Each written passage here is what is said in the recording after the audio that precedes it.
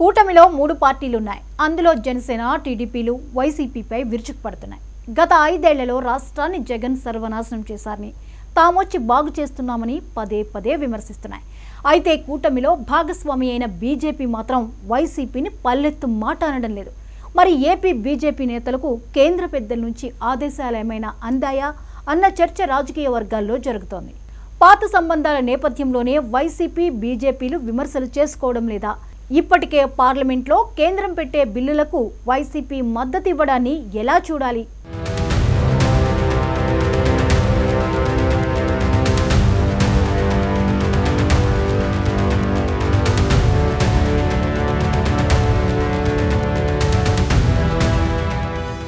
AP రాజకీయాల్లో విచిత్ర బంధాలు కొనసాగుతున్నాయా అన్న చర్చ రాజకీయ వర్గాల్లో మొదలైంది.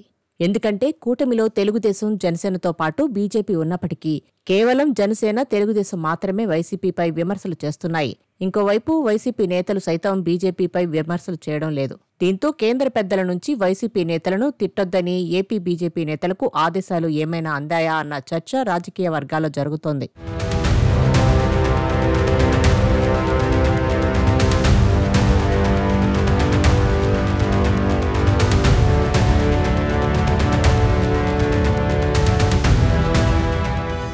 మరోవైపు చూస్తే పార్లమెంట్లో కేంద్రం పెట్టే ప్రతి బిల్లుకు వైసీపీ మద్దతిస్తోంది. దీంతో పాత సంబంధాలు ఇంకా కంటిన్యూ అవుతున్నాయా, తెరచాటున వైసీపీ, బీజేపీలు తమ బంధాన్ని ఇంకా కొనసాగిస్తున్నాయా అన్న సందేహాలు కూడా పలువురు వ్యక్తం చేస్తున్నారు. నిజానికి పవన్ కళ్యాణ్ తెలుగుదేశం, జనసేన, బీజేపీలను ఏకతాటి మీదకి తీసుకురాక ముందు వరకు బీజేపీ, వైసీపీ తెరచాటు ఒప్పందం కొనసాగిస్తున్నాయని అప్పట్లోనే పెద్ద ఎత్తున ఆరోపణలు వినిపించాయి. అయితే పాలన మారాలని, రాష్ట్రం సర్వనాశనం అయిపోయిందని, జగన్ రాష్ట్రాన్ని నాశనం చేసేశారని తాను తగ్గి మరీ పవన్ పొత్తు కుదిర్చారు. అయితే వైసీపీ ఓటమి తర్వాత ఏడాది కాలం నుంచి కూడా పార్లమెంట్లో బీజేపీ పెట్టే ప్రతి బిల్లుకు మద్దతిస్తూ వస్తోంది. అయితే ఒకవైపు జగన్కు కేసుల భయంతోనే కేంద్రం పెట్టే బిల్లులకు మద్దతిస్తున్నారని చర్చ ఉండగా, ఇంకోవైపు బీజేపీకి కూడా వైసీపీ అవసరం అంతే ఉంది అన్న చర్చ జరుగుతోంది. ఎందుకంటే రేపు ఏదైనా జరగచ్చు. ఇప్పుడు కూటమిలో ఉన్న పార్టీలు వచ్చే ఎన్నికల నాటికి చెల్లాచెదరైపోయినా ఆశ్చర్యపోనవసరం లేదు. గతంలో జరిగింది అదే. వచ్చే ఎన్నికల నాటికి జనసేన, తెలుగుదేశం, బీజేపీలు విడిపోతే అప్పుడు జగన్ మద్దతు అవసరమవుతుంది. ఒకవేళ విడిపోయినా జగన్ మద్దతు బీజేపీకే ఉంటుంది. ఇప్పుడు జరుగుతుంది కూడా అదే కదా. అడగక ముందే బీజేపీ మిత్రపక్షాల కంటే ముందే కేంద్ర బిల్లులకు మద్దతిస్తోంది వైసీపీ.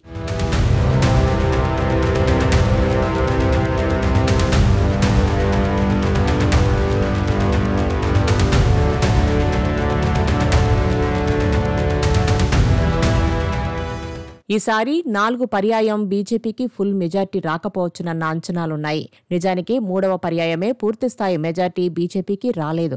ఏపీ ఎంపీల మద్దతు లేకపోతే పరిస్థితి ఏమయ్యేదో ప్రత్యేకించి చెప్పనక్కర్లేదు. వైసీపీకి ఒక్క ఎంపీ సీటు వచ్చినా అడగకుండానే బీజేపీకే సపోర్ట్ చేయడం ఖాయం. సోనియాగాంధీ తనకు సీఎం పదవి ఇవ్వలేదన్న కోపంతోనే జగన్ కాంగ్రెస్ నుంచి బయటకు వచ్చారు. ఇప్పటికీ సోనియానే ఎదిరించిన దమ్మున్న నాయకుడు మా జగన్ అని వైసీపీ శ్రేణులు కాలర్లు మెలేస్తుంటాయి. కాబట్టి ఎలాగూ తమకు అనధికార మిత్రుడే కాబట్టి జగన్ను తిట్టొద్దని కేంద్ర పెద్దలు ఏపీ బీజేపీ నేతలకు ఏమైనా ఆదేశాలిచ్చారా అన్నది కూడా చర్చనీయాంశం అవుతోంది.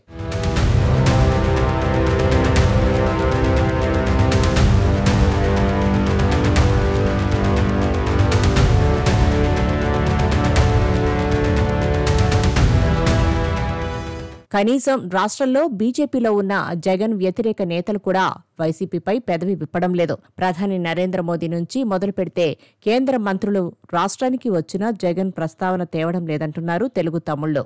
గతంలో మోదీ, నిర్మలా సీతారామన్, అమిత్ షా వంటి వారు ఏపీకి వచ్చినప్పుడు, చంద్రబాబు ప్రతిపక్షంలో ఉన్నప్పుడు కూడా కనీసం 1-2 చిన్నపాటి విమర్శలైనా చేసేవారని, కానీ నేడు కేంద్ర మంత్రులు సైతం జగన్ పేరు ప్రస్తావించకపోవడం ఎక్కడో డౌట్ కొడుతుందని అంటున్నారు. రాజధాని అమరావతి పనులు రీలాంచ్కు వచ్చిన సందర్భంలోనూ ప్రధాని నరేంద్ర మోదీ జగన్ పేరును తన ప్రసంగంలో చోటు ఇవ్వలేదు. ఇక జగన్ కు బీజేపీలో వ్యతిరేకులు రాష్ట్రంలో చాలా మంది నేతలున్నారు. పురంధేశ్వరి, సుజనా చౌదరి, సీఎం రమేష్ వంటి వారు కూడా మౌనంగా ఉన్నారు.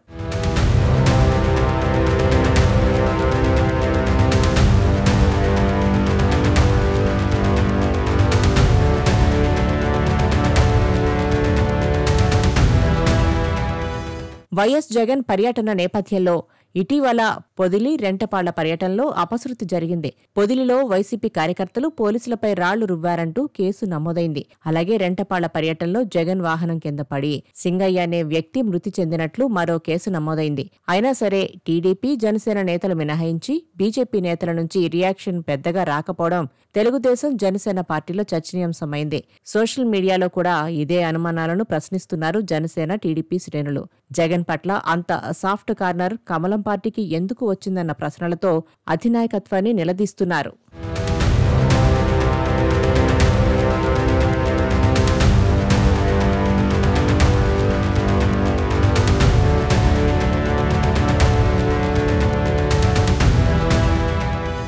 కూటమి ప్రభుత్వంపై కొందరు వైసీపీ నేతలు దారుణమైన విమర్శలు చేస్తున్నప్పటికీ కమలం పార్టీ నేతలు కామ్గా ఎందుకుంటున్నారన్న ప్రశ్నలు వినిపిస్తున్నాయి. ఇదేదో లాపాయికారి ఒప్పందంలా తమకు అనిపిస్తుందని కొందరు జనసేన, టీడీపీ నేతలు అభిప్రాయపడుతున్నారు. అదే నిజమైతే కూటమికి భవిష్యత్తులో ఇబ్బందులు ఎదురుకాక తప్పదన్న విశ్లేషణలు కూడా వెలువడుతున్నాయి. మరి ఏపీలో భవిష్యత్తు రాజకీయం ఏ మలుపు తిరుగుతుందో కాలమే తేల్చాలి.